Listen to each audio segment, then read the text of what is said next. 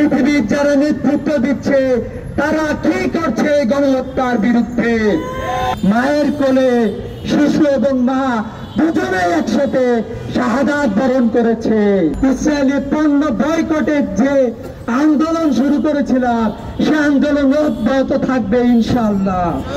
যে সময়টিতে পৃথিবীতে মানবতার বিরুদ্ধে সবচেয়ে জঘন্যতম অপরাধ সংগঠিত হচ্ছে, আমরা দেখতে পাচ্ছি রোজার মাসে সেহরির মুহূর্তে যে সময়টাতে মুসলিম বিশ্ব ইফতারের জন্য সেহরির জন্য উঠে সকল ধরনের প্রস্তুতি সম্পন্ন করে, সেই সময়টিতে গাজা সহ ফিলিস্তিনের অসংখ্য গ্রামে ইসরায়েলি বর্বর সৈন্যরা হামলা চালিয়েছে। আমরা দুঃখ ভারাক্রান্ত হৃদয় নিয়ে বলছি, এ হামলায় অসংখ্য শিশুকে হত্যা করা হয়েছে, অসংখ্য বৃদ্ধকে হত্যা করা হয়েছে, অসংখ্য নারী এবং সিভিলিয়ান মানুষকে হত্যা করা হয়েছে। আমরা বলতে চাই, কোথায় পৃথিবীর মানবাধিকার সংগঠনগুলো যারা মানবাধিকারের পক্ষে বড় বড় কথা বলে, তারা কেন এখন চুপ রয়েছে? আমরা বলতে চাই, জাতিসংঘ শান্তি প্রতিষ্ঠার জন্য প্রতিষ্ঠিত হয়েছে, সে জাতিসংঘ কি করছে গণহত্যার বিরুদ্ধে? আমরা বলতে চাই, পৃথিবীর যারা নেতৃত্ব দিচ্ছে তারা কি করছে গণহত্যার বিরুদ্ধে? আমরা বলতে চাই, মুসলিম নামধারী ওয়াইসি সহ মুসলিম বিশ্বের রাষ্ট্রপ্রধানরা কি করছেন এই গণহত্যার বিরুদ্ধে? আমরা এর জবাব চাই। পৃথিবীর প্রত্যেকটা মানুষ আমাদের কাছে গুরুত্বপূর্ণ। পৃথিবীর আফ্রিকার মানুষ যেরকম গুরুত্বপূর্ণ, অস্ট্রেলিয়ার মানুষ যেমন গুরুত্বপূর্ণ, প্যালেস্টাইনের মানুষরা আমাদের জন্য গুরুত্বপূর্ণ। আমরা বলতে চাই, ইউক্রেনে যখন হামলা হয়েছে আমরা এটা নিন্দা এবং প্রতিবাদ জানিয়েছিলাম, কিন্তু আমরা দেখতে পেলাম প্যালেস্তিনে যে আক্রমণ চালানো হচ্ছে, এই আক্রমণের কোন সুরাহা আমরা দেখতে পাচ্ছি না। যে শান্তি চুক্তি সংগঠিত হয়েছিল হামাস এবং ইসরায়েলের মধ্যে, সেই শান্তি চুক্তি ইসরায়েল লঙ্ঘন করেছে।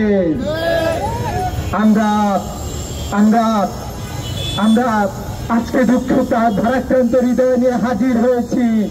আমরা দেখতে পেয়েছি যে জনপদে হামলা হয়েছে, ঘর বাড়ি ঘুরিয়ে দেওয়া হয়েছে, ঘুমন্ত শিশু ঘুমন্ত বৃদ্ধকে পর্যন্ত শহীদ করা হয়েছে। আমরা দেখেছি মায়ের কোলে শিশু এবং মা দুজনেই একসাথে শাহাদাত বরণ করেছে। আমরা দেখতে পেলাম যে একজন মানুষ আহত হলে তাকে যে হাসপাতালে দিয়ে চিকিৎসা করা হবে, সেই চিকিৎসা করানোর জন্য যে হাসপাতাল আছে সেই হাসপাতালও ইহুদি বর্বর সন্ত্রাসীরা হামলা করে গুড়িয়ে দিয়েছে। আমরা পুরা পৃথিবীকে জানিয়ে দিতে চাই, ফিলিস্তিনের ভাইদেরকে জানিয়ে দিতে চাই, পুরা মুসলিম বিশ্ব, বাংলাদেশের সকল জনগণ আপনাদের পক্ষে অবস্থান গ্রহণ করছে।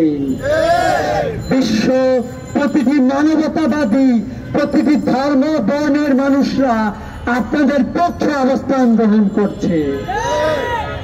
আমরা বিশ্ব বিবেকবান সকল মুসলিম এবং সকল মানুষ ফিলিস্তিনের পক্ষে আমরা অবস্থান গ্রহণ করছি।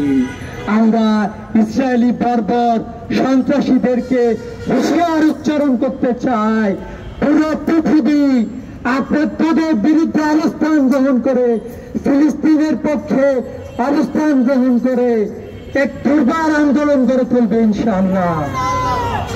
আমরা দেখেছি গত বছরে ফিলিস্তিনে যখন আক্রমণ হয়েছে, তখন বিশ্বের প্রতিটি দেশের তরুণ শিক্ষার্থীরা, ইউরোপ আমেরিকার বিশ্ববিদ্যালয়ের শিক্ষার্থীরা পর্যন্ত প্যালেস্টাইনের পক্ষে অবস্থান গ্রহণ করেছে।